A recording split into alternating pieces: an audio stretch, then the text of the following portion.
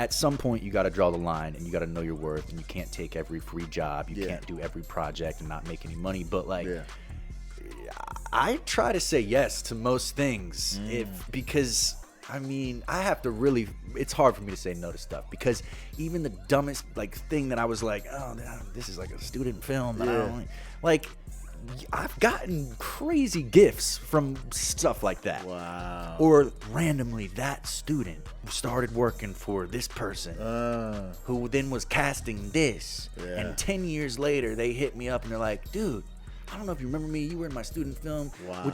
And it's like, whoa, who would have thought? That's crazy. That's Not that I did it for that reason, but I believe that this type of shit, when you're doing stuff like this and you're staying busy and active and spreading like what you're doing, which is like, you're basically giving back to the younger generation or an up and coming new actor. Everything. You're giving your wisdom away. And that shit always, I feel, comes back.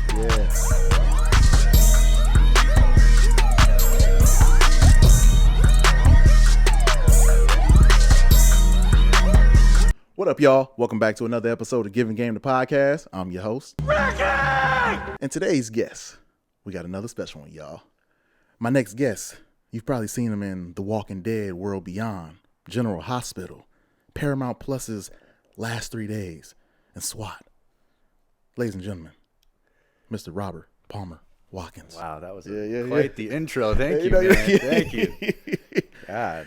I always gotta come. I always gotta give everybody their flowers. You know, gotta do my little research. Made me sound way cooler than I am. How you doing, man? You forgot the one that we just did. Oh, it's not out yet. Though. It's not out. So I was like, you know, some people be like, hey, I can go see that right now. Right. But Trapped In is coming soon, y'all. Trapped In. I always start this off with, you know, where you from? I am originally from North Carolina. North Carolina, okay. North Carolina. I lived there until I was 12 years old, and then I moved to Richmond, Virginia, and that's where I started acting in Richmond. In Richmond, Virginia? Yeah. What? Yeah. How did you get into the acting world out there? I honestly, this story, like the older I get, the more blurry it gets. I'm like, I don't know. I ended up on stage one day, and I liked it. My English teacher convinced me to try out for the play. She could tell that I was looking for an outlet, and I was an artistic kid, and I was new to Virginia. You know, I didn't really know anybody yet. And they needed guys for the play, you know. Doing theater is not necessarily the cool thing in the South. You know what I mean? or in high school in general. Yeah, exactly, because I had that same thing. She wanted me to be in Greece, and I was like, oh, shit. Yeah, my drama teacher was like, I want you to be in Greece. And I was like, all right. And then she was like, yeah, you have to stay after school for like 3 hours to rehearse. I was like, nah, I'd rather be with the homies. And we go chill. Like, we go to the Grove or something. I was like, nah. Greece, though. I did Greece, too. Oh, yeah? Yeah. That's funny. I feel like everybody's done Greece at one point. I did it. My English teacher convinced me to do the play, and I was like, fuck it. I don't have any friends. Let me go do it. And honestly, dude, I loved it. I found all the weirdo, creative people, all different walks of life, all different races, all different sexualities. I just like being around a lot of different types of people. Yeah. And, the area that I was living was definitely predominantly white. And it was really cool for me to, kind of submerge myself. Immerse myself. You know what I'm saying. Yeah, I know. Say. Yeah. It was nice for me to drop myself into this cluster of just open-minded, creative artists, you know?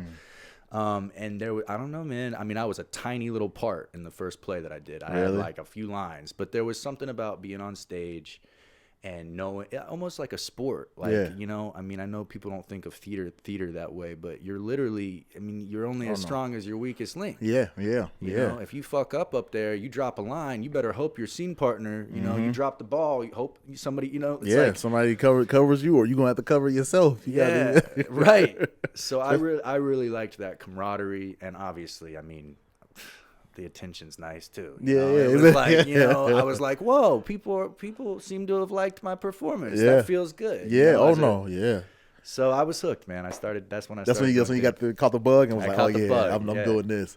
So from there, how did you come out here to LA? My mom had seen a flyer for AMDA, which is the American Musical and Dramatic Academy. Oh, no, it's like my third person who's been to AMDA. No way. For real? Yeah. A couple of my friends, they also went there too. They're swooping everybody. Right there on Hollywood by Capitol. Yeah. So my mom she had seen a flyer at because my little sister was now in high school at the same high school that I went to, my home high school. Okay. And my mom had been there for something, her dance team performance or something, and she had seen a flyer on the wall for AMDA. Yeah. And she just took note of it, and then, you know, she remembered when I was telling her that I'm ready to move. She was like, look, audition for this school. You know, at least if you move to New York or LA, we'll know that you are, you know, you'll have a home base. Yeah. You'll have a community of other kids that are moving out there to do it. Please don't just move out there with no plan, no direction. Which I understand, you know, and I was like, okay. I mean, I was 20 years old, and I was like, 20, okay. I was 20 years old, and I was like, okay, I'll audition. So I took the train up to New York from Virginia, and I auditioned for AMDA. I think I had to do a song and like 2 monologues. Oh, so you auditioned for AMDA in New York, not LA, not the LA branch. Right. Okay. And then I got accepted, and I got to choose which campus to go to, and the LA campus was newer. And it was, it seemed like they had a little more focus on TV and film. And obviously it's LA. So I just, you think TV and film. Automatically, yeah. And I love New York, man. But I was like, dude, the cold and I don't know. I was like, I'm from the country. I was like, LA is city enough for me. You know what I mean? Yeah. I could live in New York if I was a millionaire. Yeah. But what was the thing that you got the most out of, like that helped you the most from AMDA? I think it's so much what you put into it, you know? Yeah. I mean, I had some really amazing teachers the whole time I was there. Yeah. Obviously, I had some that I connected with more than others, but overall, really great teachers. And I got the most out of it when I was doing the work. Yeah, you yeah, know? yeah. Like, as much as I'd like to say, well, my first year, you know, they didn't really teach me anything new. Yeah. Maybe they didn't. Maybe it was a lot of brushing up and catching everybody up to the same page. But there's always something to learn. And I think because I was just kind of in my own world and partying and kind of just more excited about being in Hollywood than being in class. Yeah. I think, you know, I don't think I got as much out of it my first year. But when I checked in, that's when all the doors start to open. Start clicking. You know. So from there, how did you start working? It's not an easy road. Yeah. I graduated. I will say I was very, very fortunate to get a manager very quickly. How? Randomly, I was doing some like modeling, a little bit of like modeling, like print work. Okay. And through that, I became friends with a photographer that happened to know my manager. And it was the first manager I met with, Paulo Andres at RA Entertainment. And, you know, they're a smaller agency, but they've got great clients. And they really, you know, I can tell I met with them, and I could just tell he was attentive to, you know, his people. And I wouldn't just be a number on his roster, you know. That's important and I had too. to audition. I had to audition for him, which I thought was really cool because I think that, you know, I want my rep to see my abilities more than anything. And did you also have like a sit down where you guys talked also? Yeah. So were there any things that you asked that manager that you really wanted to know? Because I feel like, you know, for actors, you know, some actors just go in like, oh, I just want to be signed. But like, and that's definitely how I felt. Yeah. But God, I mean, oh man, I feel old. That was so long ago. What did I ask? I mean, I think we sat down and you know, we just got to know each other. I think at that point he had seen I had a few things of myself on tape from school. Yeah. He had seen me audition. I had a good referral from a friend, a guy he knew, a friend of his. So at that point, it was more just personality. And I think that, you know, after doing this for so long, I think that's good advice maybe for anybody that's meeting with anybody, you know, because I think when you ask so many questions about what can you do for me, and you know, it's almost like desperate a little bit. I mean, obviously you want to ask your reps questions because you want to know what to expect, and if you have questions, ask them. But I think like it's also really important just to like, yo, do we like each other as people? You know what I mean? That's a good one. Yeah, that's real good. Because so that I don't really remember exact questions, but I just remember us just kind of getting to know each other, and I remember it just felt really natural. It felt like he was a cool person. Guys, nice. And it wasn't all just industry, business. Yeah. Him staring me down, figuring out my look. You know, it was like, hey, where are you from? Who are you? Cool. I like your, you know, I like your work. Cool. I like what you did in there. You know. And then, I'm sure we talked about basics, you know, like how many clients do you have on your roster? You know, but beyond that, it was just we like getting to know each other. People get to know each other because you're going to be working. So you want to be cool with who you work with. You want to be able to call them up, email them, or whatnot to, you know. you don't want to feel like there's a barrier between you guys. Like, oh, Right. no, he's just business, and I don't feel like I can actually like have a conversation with this person. Right. But I did not get an agent. I mean, I could not get an agent to save my life. Even with your managers trying to get you. We were trying, and he was pitching me. I had a couple meetings. I don't know what was going on at that time. It was like 2011, I guess. Yeah. And I wasn't having any luck getting an agent. Everybody was like, "Well, he doesn't have any credits. Come back when you know how that goes." It's like, well, how do I get credits without an agent? It's a catch-22. It's like catch-22. So we were like, "All right, man. Well, for whatever reason, we can't get you a theatrical agent right now. So let's. I did get one or two, but they weren't really like. It just wasn't really working. Something wasn't working. Yeah. So I got a commercial agent right away. Manager was great. He was just like, look, we're just gonna have to get in. We're gonna have to just get in a roundabout way. We're just gonna have to book something big enough to where agents will be interested. And then thank God I booked General Hospital.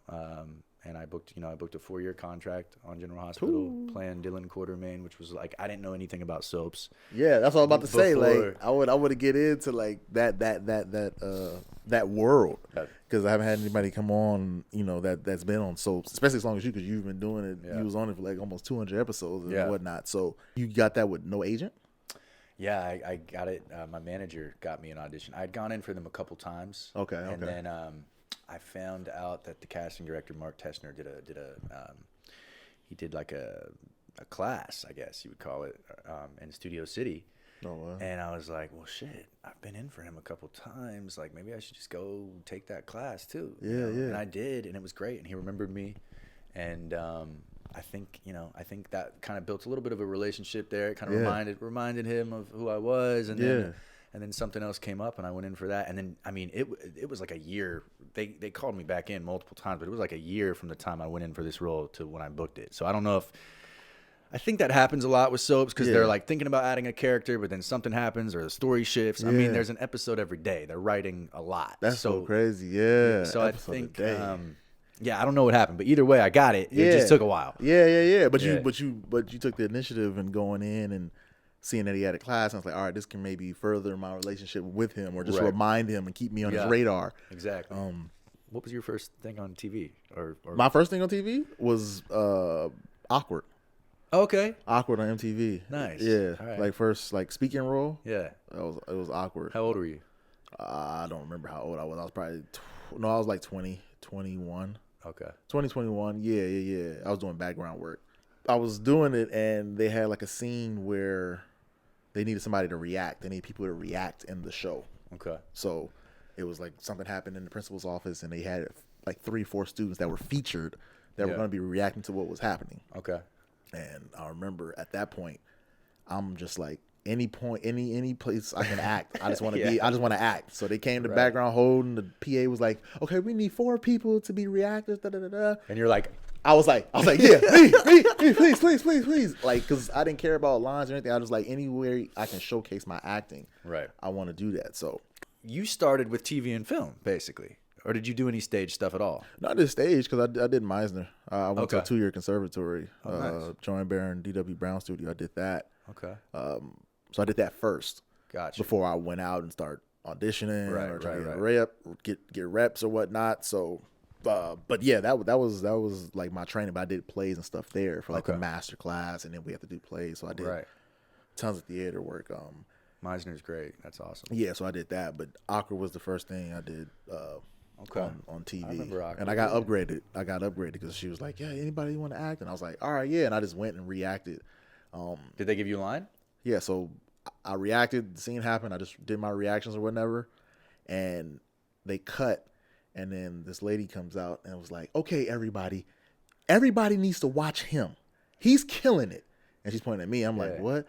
And then she's like, do how you did. And I was like, did the reaction. She's like, that's she had you show the rest of the cast? She's like, show them what you're doing. Like, because you're killing it. And I'm like, oh, yeah. And then I met her. Right. Come to find out, she was the creator of the fucking show. She was directing that episode. Lauren Enerich. So, yes. And she's been a huge, huge part of my career. She's been supporting me. So she was directing the episodes, the fucking creator of the show. That's the insane. Creator, writer of the show, executive producer. I was like, what? Oh, my God. So she's like, he's killing it. And I did it. then Awkward is a TV show, so it was like based in high school. So Right. they always bring us back as high schoolers because they want to keep the consistency of the school people. Right. She'll always see me like, I got to get you on my show. Every time I see her at lunch, I want to get you on the show. I was like, oh, okay. And then it was getting closer to the end of the season, and I still didn't get no call or like audition or whatever. And I was like, I'm gonna join SAG. Maybe that'd be like the impetus to like be like, oh, okay, he's serious about this. So I joined SAG, and maybe a few months later, like I got the call from Central Casting. Yeah. Hey, they want to offer you a co-star role as a jock on Awkward. I was like, no audition? I was like, ain't got an audition? It was like, no. And yeah, that was my first credit. Hell yeah, man. First fucking credit. So she did remember you. Yeah. Bring you in for that. Okay. Oh yeah. She looked out. Like she's very like cool. That's amazing. She's That's a dope. great first experience. Yeah. You want to hear my first experience? General Hospital was not my first acting job on TV and film. I booked a spot on 1,000 Ways to Die. Do you remember that show on Spike? I do actually. Yes, I actually do remember that. 1,000 Ways. Yeah, because it was like random shit. Like kind of like some Final Destination type shit. Exactly. Like So I made $100. I booked the lead, like I don't even know. I guess it's the lead, whatever that way of dying was. I was the person dying, so I was the lead of that story, like the reenactment shit. Right. Yeah. And it was a bachelor party scene. I was playing a classic white douche. You know, that's what I was getting cast as, the cheating boyfriend, the asshole. That's what I got for the first few years. On General Hospital, I actually played a really nice guy, like too nice. The range. Yeah, I was like, can I do something bad? Damn. But no, on 1,000 Ways to Die, it was like this bachelor party scene. And I was the bachelor. We had a stripper at the party. I'm being a complete asshole. We go into the bathroom. I'm trying to like hook up with her. The toilet explodes, and the porcelain from the toilet shatters on the ground, and I slip. And I'm like, is this in the scene? This is the scene. Although it actually happened. No. This is a way somebody apparently died. What? I mean, they might have embellished it a little bit. Yeah. And I slip on the porcelain, and a shard of glass goes up my ass, and I bleed to death through my rectum. What the fuck? That was my first acting job. What the fuck? My mom was so proud of me. You're so proud. In the back of your mind, it's like, good thing we made him go get that degree. Right.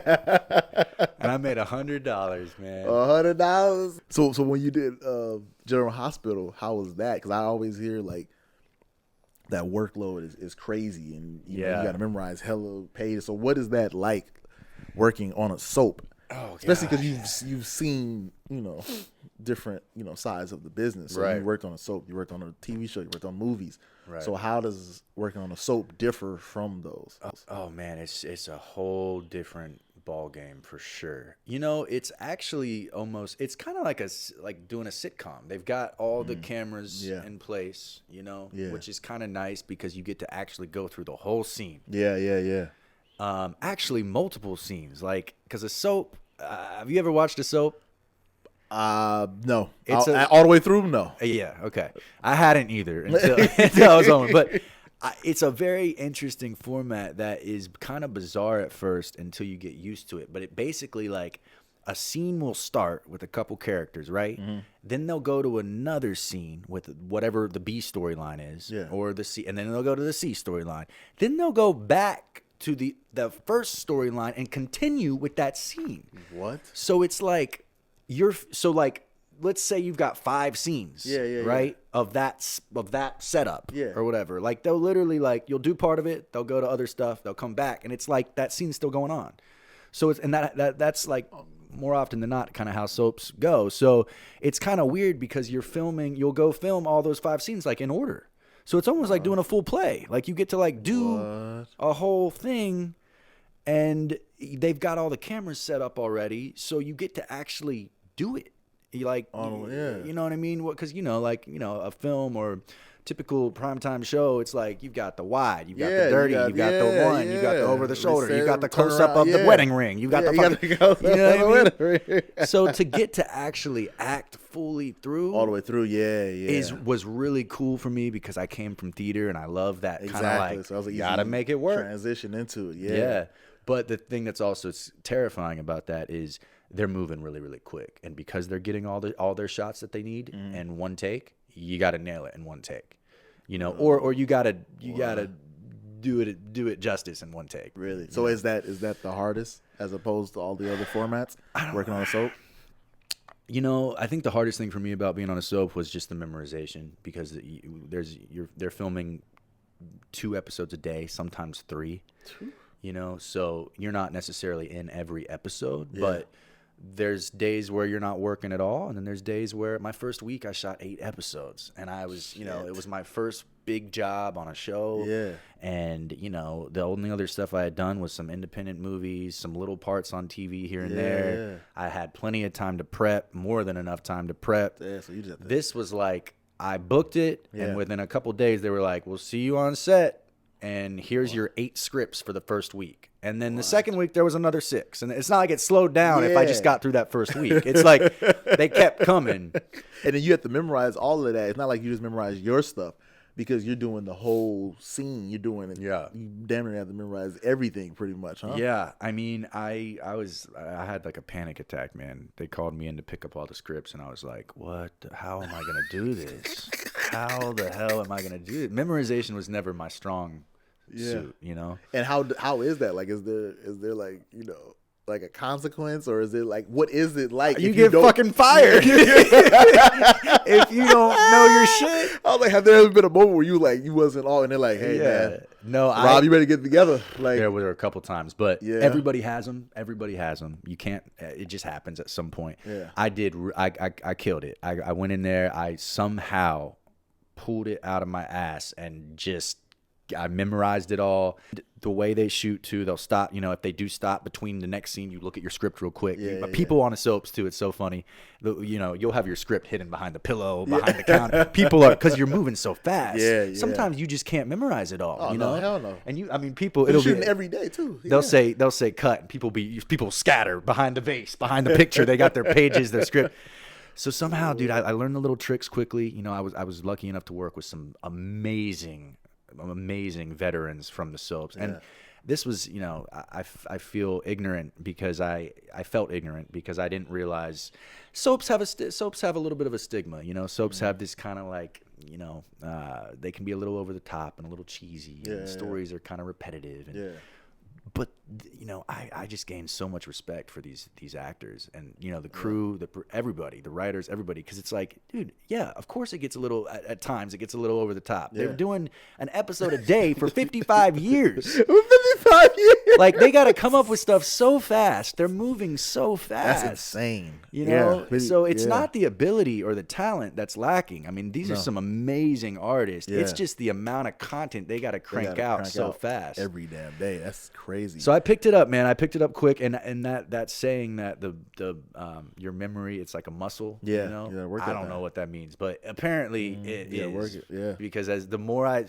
now I can memorize anything, man. Give me a paragraph, read it a few times, and I'm good. Because I mean, because you've done it. Like, you've done it at the highest level, so it automatically translates. Like, that's like when I was in acting class. I did Romeo and Juliet, and I played Mercutio. Okay. And I had to do like the Queen Mob speech. And that shit was a speech. It ain't no monologue. That shit was a speech. That shit was like pages, and it's just all me. And off vow and thou galleth. And I'm like, what the fuck? But I had to do it, and I did it. And it was so much physicality. Like, you talk about the physical comedy, I had to do so much with that. So after doing that, I'm like, I can do anything. Anything, especially if it's in regular English. That's gonna be a breeze, like a little paragraph. I can knock that shit out. I did the Queen Mob speech. So if you can do, Shakespeare is a good. That's a good memory tool or exercise too. Because if you can get through some Shakespeare, then anything in normal today, modern. Yeah, it's easy. It's a cakewalk. So that was benefit. That's been a cool thing to kind of bring with me, just the memorization stuff. But yeah, man, I learned a lot on the soaps. Just to wrap that up, I just being able to think on my feet quickly. You know, get the scene quickly. Now, also some bad habits because you're moving so quickly. Sometimes you got to kind of just go with it. You know, and sometimes it's a trap because if you're on I started to notice myself at times kind of just going, well, I'll get through it. We'll wing it. We'll get through. And not all the time, you know. I caught myself when I could tell that I was doing that. I would have to step back and go, "No, dude, like dig Lock deeper, in, yeah. you know. But because you're moving so fast and because they're moving so fast, it that can start to happen. So you got to fight that, you know. Yeah. And then when I left the soaps, I had to kind of remember that that was a very specific process and it was a very specific like machine and structure. So take the good things from that to my new projects, but don't bring any of the bad habits that I learned to my new projects, which is sometimes like, that's a process. I'll get through it. Yeah. I'll keep my script right here and I'll just learn it as I'm, you know what I mean? Yeah. Sometimes I had to do that on the soap. I didn't try to do that, but sometimes if I just couldn't memorize it all in time, you know, you're kind of learning it as you're going and maybe you're not as prepared as you'd want to be if you had more time. Yeah. The whole point of this podcast is like, you know, give game back to like the aspiring artists and aspiring actors and people who, you know, want to get into this business. Because when I got in, it was so misty. It was like, okay, you want to get in Hollywood? How do you get in? It's hard to get in. I know. And this whole podcast is just demystify that process and like give everybody different perspectives on how to get in. Yeah. So for you, like, what would you say to like a new novice actor who's trying to get in and want to aspire to be where you are, doing movies and, you know, shows and the stuff you've done? Like, what advice would you give to them? Well, I think what you did as well, I think it was smart of us to go to school and make sure we really liked it, you know? It's definitely not something you want to jump into if you're just trying to get attention or it looks fun or you want to be famous or you like the social media aspect of it. Like, make sure you really love it. You know, like you're passionate about it. You enjoy telling stories. You enjoy coming up with characters. You enjoy connecting with other people. You've got that emotional intelligence to like dig deeper and really get truthful with whatever you're doing. You know what I mean? I mean, I won't discourage anybody, whether you want to be an actor or not. I think everybody should take an acting class. I think it's so valuable. No, that's true. Almost like public speaking. I mean, I think it's better than public speaking, honestly. I think they should enforce it, honestly, in high school or or improv or something. Because I think it's so valuable. But if you're really serious about doing it as a career, like, definitely get in a class. Get in a serious class. You did Meisner, right, at that studio. I went to, you know, Center for the Arts high school, and then I did, you know, majored in college and did it there. And, you know, we both went through training we left training obviously going, I want to pursue this. Knowing that it was going to be hard and everybody says it's competitive and a lot of people don't make it or, you know. No, that's how it is. So I'd strongly encourage anybody to get in a class. And I feel like a hypocrite right now because I'm currently looking for a class to get into. I'm not in a class right now, but I think it's important to stay in class too, you know. Luckily, like, I feel like I've learned so much being on set. I don't know how you feel. Oh yeah. Are you in class right now? No.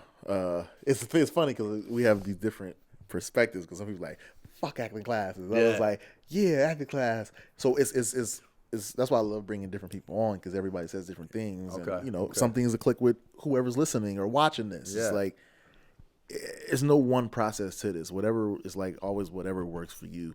But you do need training. At the end of the day, you do need it. But for me, I started booking once I stopped taking class.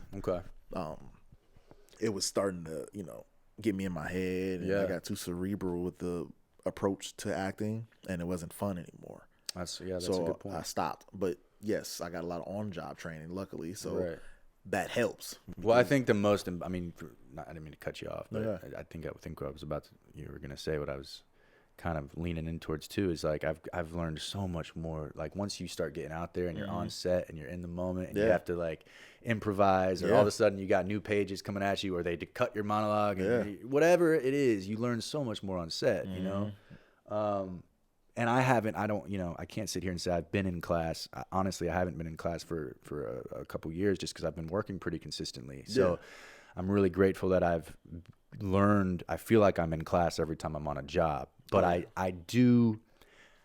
agree with you 100% because I got in my head a lot after leaving the conservatory program, thinking about how I was standing and Like I also was in some musical theater and theater classes. So it was like they were teaching you how to slate. And I was really in my head and I felt very robotic. So I definitely agree with that sentiment that classes can mess you up. I think it's so important to have the base and like learn as much as you can, but then it's even more important to like throw it out the window. Yeah. Because if you're thinking about all that, then you're not gonna be truthful. Yeah. You know? Yeah. And what are some things you learned from on set that you haven't learned in an acting class? Being really prepared and thinking that it was you had a scene going one way and there were lines written, and then getting to set and having it completely changed. You know, or because like in a class, you know, you're practicing. The teacher's not going to change the scene on you. Yeah. Probably not. Or take out part of the scene.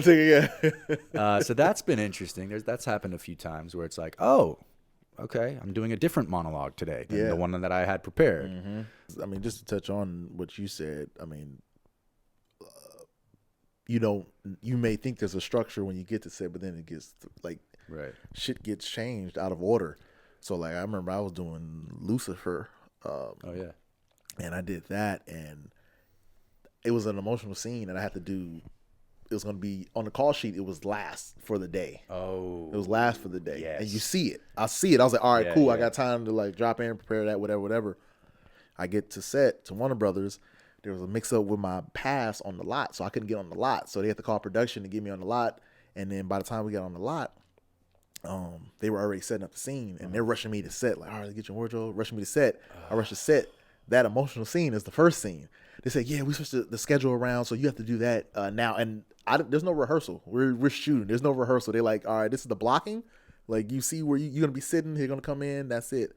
And we're shooting. And I was like, what? But I just had to like go with it. I had to just like drop in because that's what you don't learn in acting class. That things can be switched up. You go in for one scene. And they switched that whole thing up because of, we're losing daylight. We have to move this scene ahead. Or, you know what, the lead is feeling sick, so he might have to leave early. So we're going to actually put this scene first. Right. That reminded me of what I think my answer is to your question. On set, you are shooting out of order, right? Yeah. When I was doing theater, or if you're in class, you're just doing one scene. You know where you're at in order. Yeah. On set for TV and film, most of the time, you're not shooting in order. No, that's something that I've had to, you have to get used to quickly. Obviously, I've been doing it for a while now, same as you, so we're used to it now. But I remember my first few things I did, I was like, wait, we're doing the ending right now, but we haven't even like, I don't even know this person yet. Like, we haven't even built a camaraderie. How do I get to that? How do I get my emotions there when I haven't gone through this journey? You haven't went through it. You got it. So that's a good one. Yeah, I forgot about just the out of order. Yeah, because when you're in a scene in class, you do the scene start to finish. Right. They don't be like, all right, we're gonna do the end of the scene first, and then we're gonna go and shoot this other student's scenes, and then we're gonna come back to your scene and do the middle of the scene. Right. But now they probably gonna change it if we get some acting teachers watching it. So like, you know what? I'm gonna formulate a class like that. I'm gonna fuck these kids up. But that's a real good one because you do have to learn out of order. Yeah, like it's never gonna be start to finish with a damn scene unless it's like a soap opera or like something like that where you have to do the shit straight through. So a soap opera is straight through, that's multicam, something like that is straight through. But when you're on these movies and these TV shows, that shit ain't straight through. And then, like you said, even when so it's already out of order.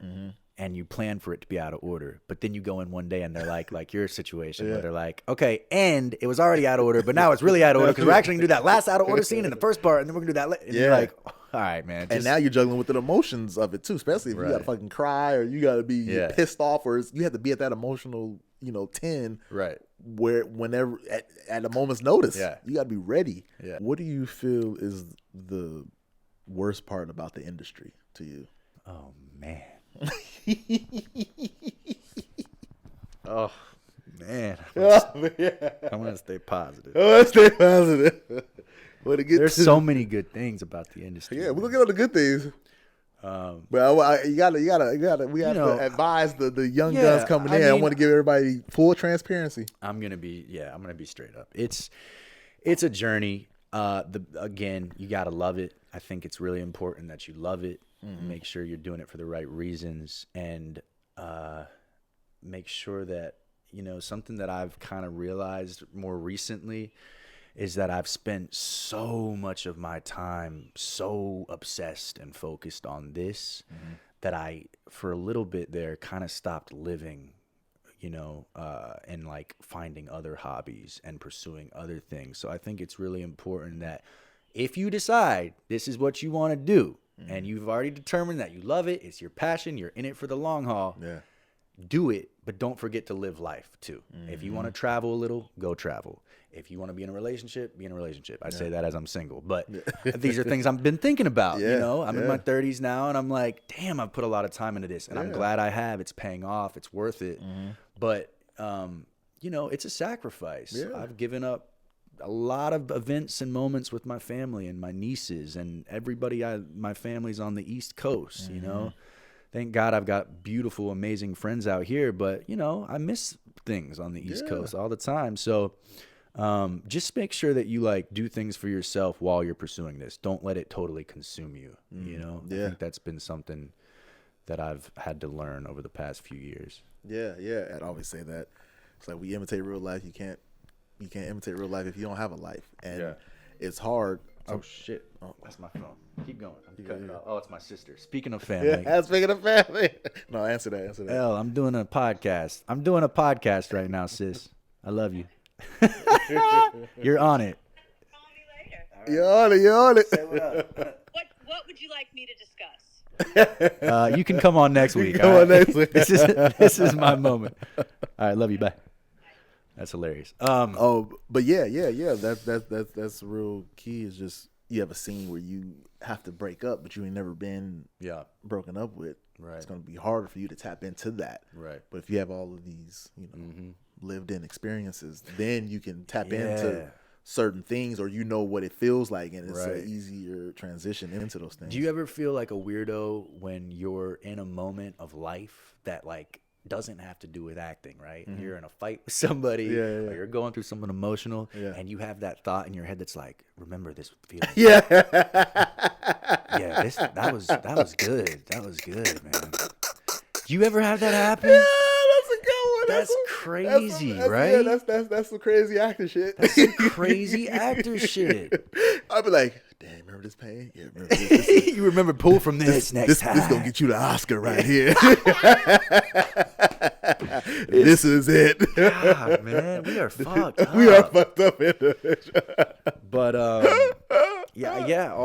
of that shit though it's true. You gotta pull from all that stuff, and if you're not well rounded as a human, then you really don't have anything to pull from or those experiences. So right now, this day and age, what scares me about the industry is artists, people actually, but we're talking about the industry. So artists not being scared to push the limits or, I don't know. I think it's so beautiful. I think it's amazing what's happened with the shift and woke culture and all that. Like there's so much of that needed to be addressed. Yeah. For a long time it's needed to be addressed. Yeah. And I've learned a shit ton. Yeah. Don't get me wrong.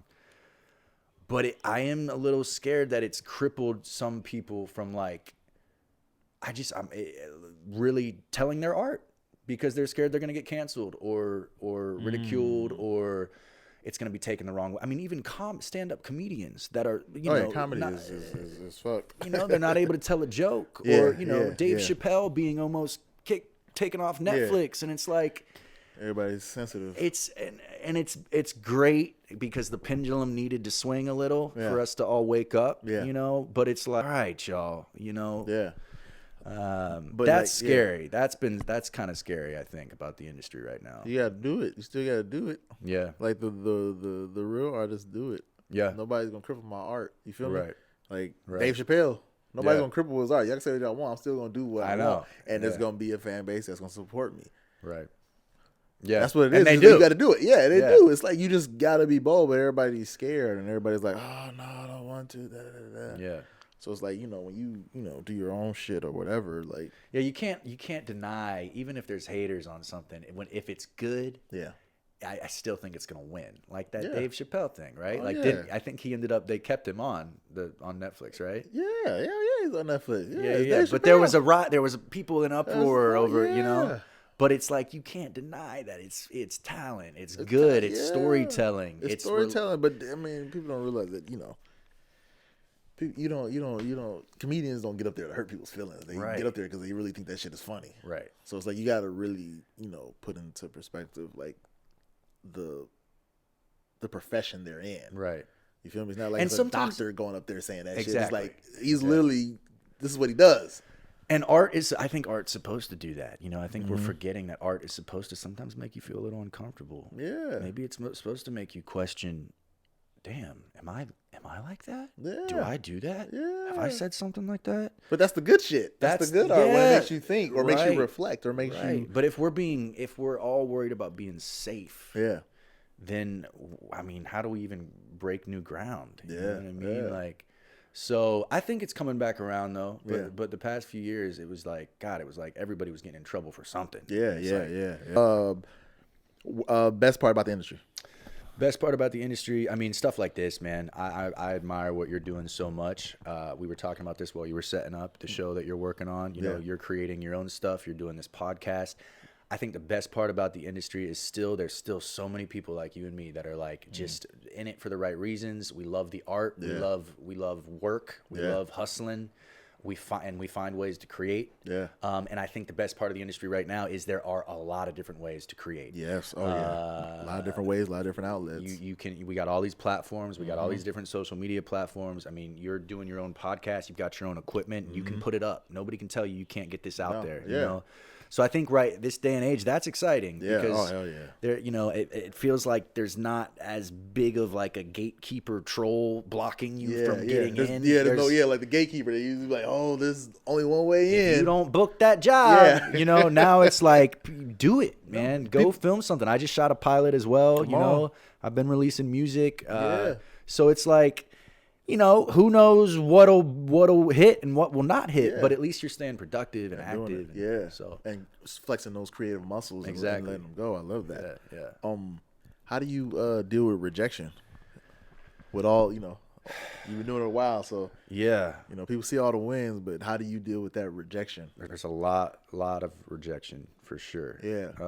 Well, it's easier to deal with rejection when you're busy and when you have like a lot of stuff coming in at once.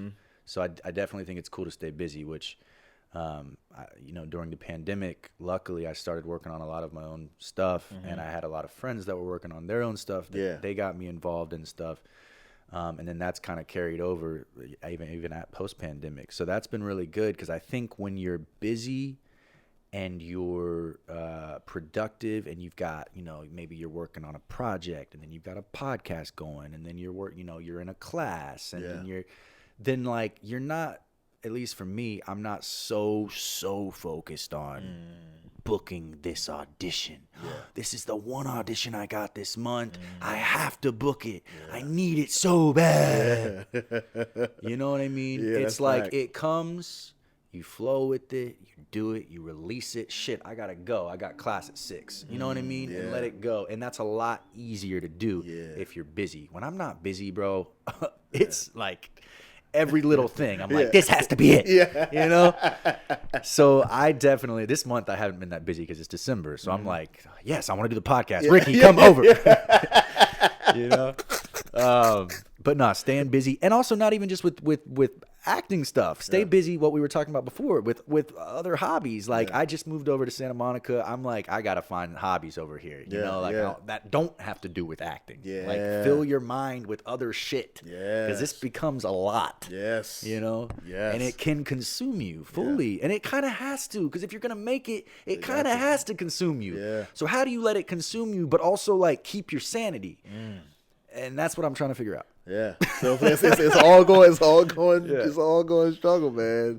But that's a good one, staying busy. How do you deal with rejection? You literally said it, staying busy. Why do you think I got a podcast? That's true. I had audition in months.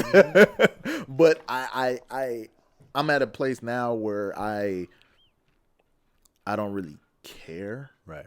Like I've really got to the place where it's like I don't give a fuck anymore. Right. Like, I've been fortunate enough to work as much as I have, and I don't need to be the biggest movie star in the world to feel successful. I've made it. Right.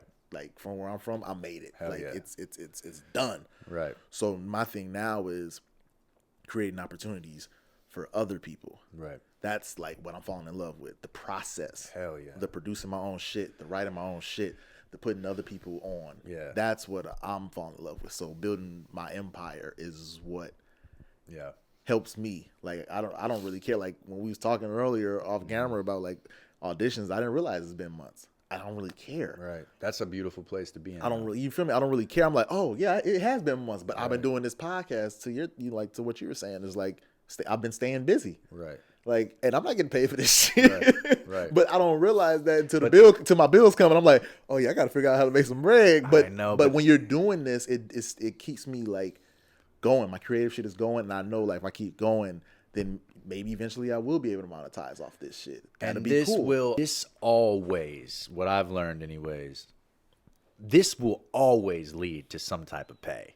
You know what I'm saying? Even if like this podcast necessarily you don't blow up and doesn't become Joe Rogan, fucking you monetize. This will lead you putting this out there, people seeing that you're doing this, you like spreading this energy around. Dude, that shit always leads to something. You know what I mean?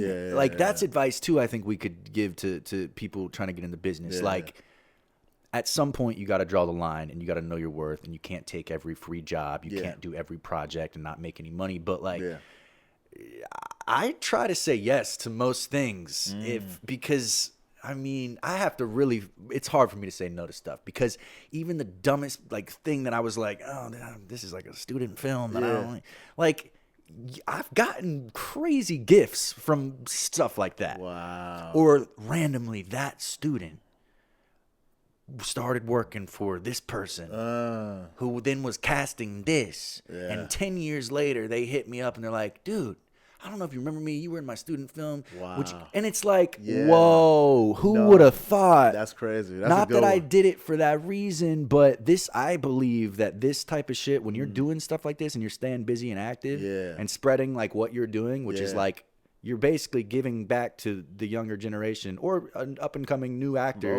Everything. You're giving your wisdom away. And that shit always, I feel, comes back. Don't you think? Now you put it like that, because I'll be going back and forth. I'm like, whoo, because I put a lot into this. What I'm saying is you're selfish because you are doing this for you. We all know it. Okay. No. I mean, like, this is really for the people. Like, that's the thing. Like, if I was doing this for me, I would have been quit this shit. The amount of hours I put in this shit. You saw, I love this shit. This is me. I like this shit in every day. I travel to people. I put all this stuff up. Yeah, y'all can't even see. He's got the whole. I mean, I feel like I'm on the soap opera right now. He's got 3 cameras. He's got the lights. You got to do it. Like, it's like I put a lot of time in this shit because I'm so passionate about people getting to their dreams, and I know what it was like to be in those shoes and didn't have the information. And then I'm always iffy about like classes or like seminars and shit where people like, hey, you want to learn? Well, come. I get it. You got to get paid for your time. But my thing, I was like, because I can easily start a fucking class. Easy. I could have been started a class, but that just doesn't sit right with me. I was like, man, I'd rather just give it out to people and then it help build the YouTube channel. Then I'm able to monetize off that. But it's not like literally them having to, pay a card note for this class every month to get this information. They can really get it and get all different perspectives. I mean, just like we were talking about, I think class is great. But then you got to be able to throw all that away and just do you. Whereas you were saying you've had people totally against class. So it's cool that you're bringing on all walks of life. Hopefully your audience, they can, just like class, they can pick and choose who they resonate with. Exactly. And that's the thing. It's like bringing everybody. I feel it's dope. It's fun. Man. I'm having a blast. But like you said, stay busy with the shit. Like side hustles are great, and if you can find one while you're trying to pursue this, acting or being whatever art you're pursuing, I think it's great to have some type of side hustle, because then again it frees up that desperate feeling a little bit, because you're not like, if I don't book this, I can't afford my rent. You're like, well, I'm cool. You know what I mean? Like, I've got No, I've worked every little side hustle under the sun out here. Believe me. But yeah, I think it's good if you can find one like what you're doing, with something that's related to what we love. Then that's success right there. In my opinion. Yeah. I mean, this is amazing. You get this popping off. You're already killing it with it. This is the 20th episode or 19th? 19. Yeah, that's awesome. Yeah. So it's been fun, man. It's been fun. And we know, it's so good. How long have you? Well, you live here, but how long you started when you were early 20s? 20. Yeah, I was 20 exactly. Yeah. It's like it's the perfect time to do it because it's like how many people have you met on all the different projects? That's why I started to do it. I was like, man, I've seen everybody go from working background to being in movies or here. Like one of my best friends is Kevin Miles, who plays Jake from State Farm, and I remember we will be in audition stuff, and now he's the most recognizable face on the planet. You feel what I'm saying? So it's like I know a lot of people who I've seen their journey go from where they started. Now look at them now in movies and stuff. So I was like, man, and we talk about this with no cameras. So I'm like, man, to give this information back to the people, I feel it'd be so helpful and real dope to, just show. And then it's just like I'm also giving a platform for people who don't have like press credentials, or I'm not press credentials, but press like anything in their press kit. Yeah. And they've never done an interview like this, or a long form interview, or a podcast, or interviews in general. Right. So they're able to tell their story and get practice. Yeah. A lot of people that came on, they've never done podcasts or like long form shit like this. So it can be nerve wracking. Yeah. So for them to do that, and it's like, oh man, and then now they can watch their episode and be like, oh, these are my quirks, or I can fix this. So when they get to Jimmy Kimmel or the other things, they've already got practice. Why am I moving my foot so much? Yeah, exactly. Why is my eye twitching like that? Yeah. So that's why it was dope to do this, because just to see them, and they got a lot of gems. Just because they're not Will Smith or Denzel Washington doesn't mean they don't have the same amount of gems as those people. They're just on a different level. Exactly. And it's a more relatable level to me, because everybody's not at the Denzel or Will Smith, Viola Davis, that level. Will Smith's not even at the Will Smith level anymore. I mean, he's still trying to get it back. I think his new movie looks good though. Yeah. So it's like everybody has their gems that they want to do. So I'm just saying, like, people have gems. They just have to be like a huge star to share them. So totally. Yeah, man. Well, thank you for doing this, dude. This podcast, and thank you for having me on, because I think it's really cool what you're doing. Yeah. I know it took a while for us to link up, but I was like, dude, I want to be on there. I had to cancel on you like twice. Yeah, like whole time. I'm like, this motherfucker here, man. How you hit me up and then you cancel on me 3 times? I'm sorry, dude. It was twice. We got it done. It's been good, so it's all good. Good. I'm gonna go right into the little speed round and get you out of here. Oh shit! All right. Speed round. All right. So these are like first thing to come to mind, little rapid fire questions, little fun little things. Oh shit! Okay. Who's in your starting 5 for actors? Oh shit! Tom Hardy, Denzel, Christian Bale. Let me throw some females in there. Kate Winslet, and Viola Davis. Ooh, okay. I give you a 6-man coming off the bench. Who's the 6-man coming off the bench? Jim Carrey, dude. What am I talking about? Bad Jim. Besides, like, the Christian Bales and the huge movie stars and stuff like that, who would you like to share the screen with? I really like to share the screen. Well, I'm about to do a film this month with my one of my best friends, Rob, and that's going to be really cool because we've never gotten to like work together. Okay. But I'd also say my really good friend, Chris Oliver, who you've met actually. Oh, I have. Comedian. Chris O. Yeah. Chris O. Yeah. Okay. We've never really. I mean, he went to AMDA with me, and we've been best friends for 14 years. Wow. He was my old roommate before I moved into this place. But we've never gotten to act together. Really. Okay. So at some point, he's one of the most talented people I know, and he has not gotten his break yet. But I know it's coming, and I would love to do something with him at some point. We will. Come on, write something for him. Y'all got to get. He's gonna be. Well, yeah. If we get the show picked up, he's gonna be in there. When you get the show picked up? When? Come on, there we go. That's a good point. If you could choose one genre to act in for the rest of your career, what would it be? Well, I guess this might be a cop-out, too, but if I had to pick one, maybe dark comedy, because that's kind of both. Yeah. That's kind of a cheat. It's your answer. But I think the comedies that are, like, kind of twisted and, like, fucked up are some of the best. And TV's gotten so good now. I mean, there's some shows that you'll be laughing and then crying. Yeah. And it's like, what? It's like, what? Dave, have you seen Dave? Oh, yeah. Hey, like that scene with Gata where he's talking about he's bipolar. Oh, yeah. I mean, most of that show is funny and you're laughing. And then there's some scenes where you're like, oh, shit. Yeah, that's some true shit. So something like that, because you get to do both. Dark comedy. If you ran Hollywood, what's the first thing you would change about it? Maybe I'd add some more categories in the Oscars. Like it's always been weird to me that there's not a comedy category, or like there might be. I guess there is like foreign film, but is there like an independent film category? Like maybe including more. Yeah, I think recently, we've started to tap into doing a better job at including more diversity and including more women. Yeah. But like, what about like the people that aren't stars or big names? I like that. So I don't know. Maybe that could be something cool. Comedy in there, hell yeah. The first thing I do when I get to set is blank. Find crafty. You gotta get them snacks. Get some snacks. If I weren't an actor, I would be blank. I'd probably flip houses. Flip houses. Oh shit. Okay. With that real estate. Something with architecture or design or something like that. Okay. Yeah, because you got a well-designed house. Well, I had some help, but thank you. I appreciate it. Nice. This is nice. All right. Thank you, man. Besides acting, I'm also very good at blank. I think I've got good communication skills. Okay. I guess that is kind of like related to acting, but people skills. Yeah. I was considering majoring in like communications or. Okay. So maybe something like that. But I think it would still, I don't know. It'd have to be something to do with the arts, something artistic. Yeah. Okay. Even like podcast or something, radio hosting, something. Yeah. Okay. The first thing I do when I get in an audition is blank. Panic. No, first thing I do is read through it. What is it? Read the script. Ask for an extension, No, ask for an extension.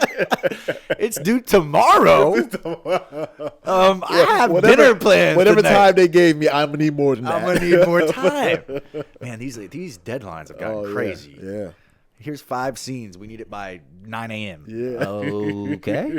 Well, you're gonna get my best work. Let me tell you.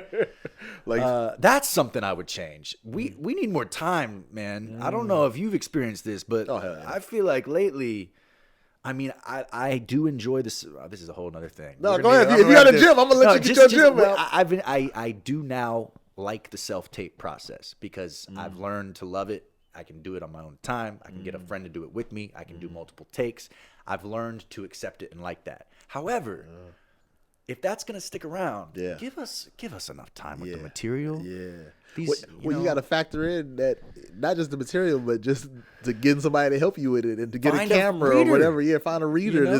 Because everybody else got schedules. So it's like it's not like everybody's available every time. That's what I'm saying. It's like, all right, last minute. It's like, yo, I need to find somebody who's scheduled, who's going to drive to me, or I got to drive to them. So it's like y'all got to consider that. Exactly.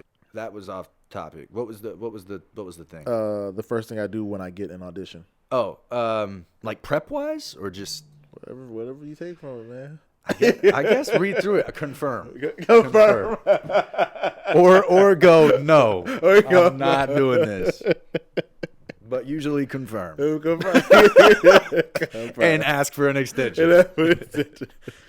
It's the zombie apocalypse. You're in a bunker. I was on this show. You was on the show. I was saying, I want to touch on that, but I was like, damn, I only got so much. You're in a bunker, and you gonna be in there for a minute, so you need some entertainment. You get one movie, one TV show, and one album. God. And one book. Movie? Can it be like a 3-parter? Never had somebody ask that. What you mean, like a trilogy or something? Like a box set? Yeah. A box set trilogy. I'll pick Dumb and Dumber for the movie. For the book, you know what? Let's see. I'm looking at looking on your wall to see what you gonna get. The War of Art. The War of Art, right there. The War of Art. Okay. You read that? No, I have not. That's a good one, man. It's very it'll get you motivated quick, but I don't know if that'll be good if I'm in a bunker. But fuck it, that's what I'm reading. Okay, War of Art, Dumb and Dumber. Dumb and Dumber, not Dumb and Dumber. No. Okay. And not the Dumb and Dumber sequel either. Okay. And then a TV show. Okay, so I need something with like a bunch of seasons, right? Yeah. Oh man. Game of Thrones. Game of Thrones. Yeah. Oh, okay. Because I can have all the different seasons, right? So that'll last me a while. Yeah. Okay, perfect. Then Game of Thrones, yeah. And album. Oh, album. Well, if I'm stuck in a bunker and it's a zombie apocalypse, I definitely probably want something very chill and like soothing. Maybe Bob Marley. Bob Marley. Greatest hits. Okay. Yeah. I thought you were gonna use yourself. I thought you were gonna be like some Palmer. Fuck no. I've heard those way too many times. But go check out Palmer. Yeah. Oh, Rob, man, this was good, man. Yeah, dude, thank you so much. Thanks for coming on. This your camera right here. So, this your spiel. What's next for you? What you got? Any projects lined up? What's your social media? Yeah, man. And if you got any last minute gems for any, aspiring actors out there? My social media is just Robert Palmer Watkins, my full name. That's pretty much across all the different platforms. Pitching a show right now called Dangerous, formerly Tub Life. I've got several. Wait, I'm sorry. I'm gonna stop right there. You pitching a show that you wrote, right? Yeah. Come on now. Pitching a show that I feel like that's important. Yeah. Myself and my friends all wrote, created, shot, edited, did the whole thing. We're pitching that. It was called Tub Life. Now it's called Dangerous. Okay. So definitely everybody out there, create your own stuff. Don't wait for somebody to give you your stuff. Start doing it yourself. It's not, I don't know, it's not easy, but do it. Just do it. Just do it. And then, I've got several movies coming out. I've got more music coming out, so check me out. But Robert Palmer Watkins is my handle. So if you follow my Instagram or social media, you'll see whatever else I got coming up. Come on. Check out my movie, Last 3 Days. Come on. It's an action cop movie. It's on Paramount Plus, Apple, and Amazon Prime. I also just had a movie come out called Ghost of Hiroshima. That's on Tubi and Apple. And then I've got a movie called The Final Rose, which just came out on Tubi. It's like a Bachelor Scream parody. I play the Bachelor. It's hilarious. Watch that shit. It's on Tubi. Come on. I got Trapped In coming out with my guy Rickey. Come on, Trapped In. We got what else? I got a movie called Uglies coming out on Netflix, directed by McG. I play Joey King's dad. That's gonna be sick. Yeah, man, that's pretty much it for right now. Hopefully, I love it. Well, real quick, because you said that, I don't want to touch on that before I get you out of here. Creating your own stuff, because you've been working. Yeah. You've been movies. You've been, soaps, TV shows. You've been doing the whole 9, modeling, singing. How important is that, and what made you start, creating your own stuff, writing your own stuff, doing music, expanding yourself artistically? Like what yeah.